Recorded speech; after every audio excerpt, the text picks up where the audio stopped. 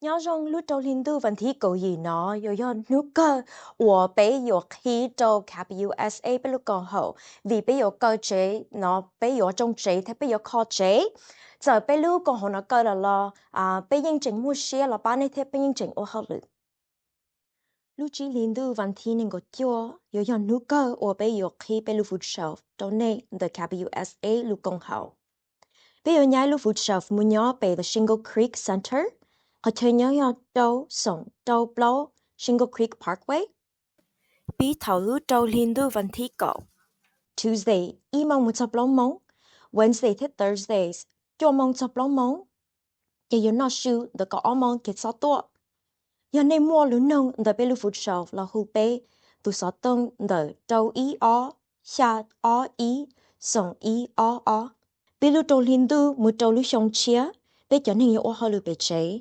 Giờ này sao tàu kế ba, cho ô xe đây hù bê, tình sĩ hở bê tê lì bao ba nè.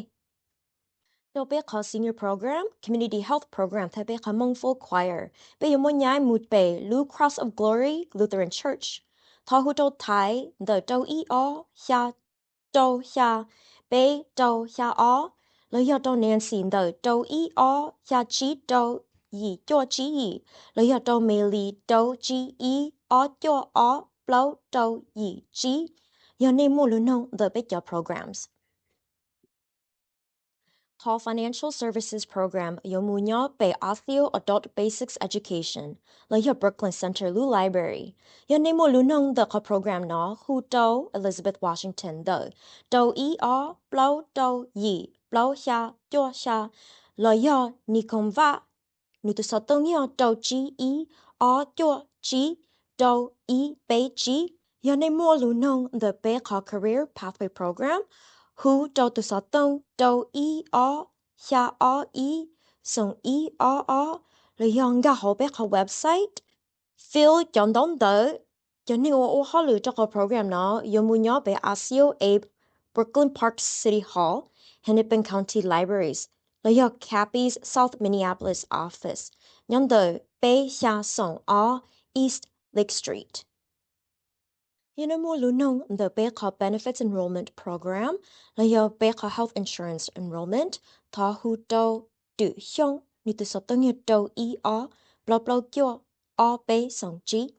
Mo lunong do Baker Civic Engagement, thiab Public Policy Program, ta hu do be tun sai hu Amanda Xiong, de Pakshi Sarma, lo si Sarah Silva.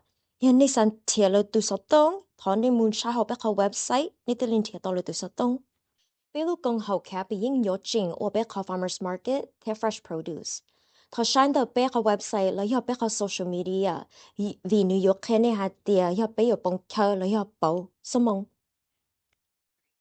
Yo ni mo lu nong the bé lu công hậu thọ hu cho bé tu so tong or yo đầu y o xa o y song. Giờ bé khó châu nó bảo là lo bé lu học phía yên chừng yo sẽ kéo ba này. Bé rong xia đâu lu chế chia thế bé rong xia hạt tên ni chừng đó bé ô chào.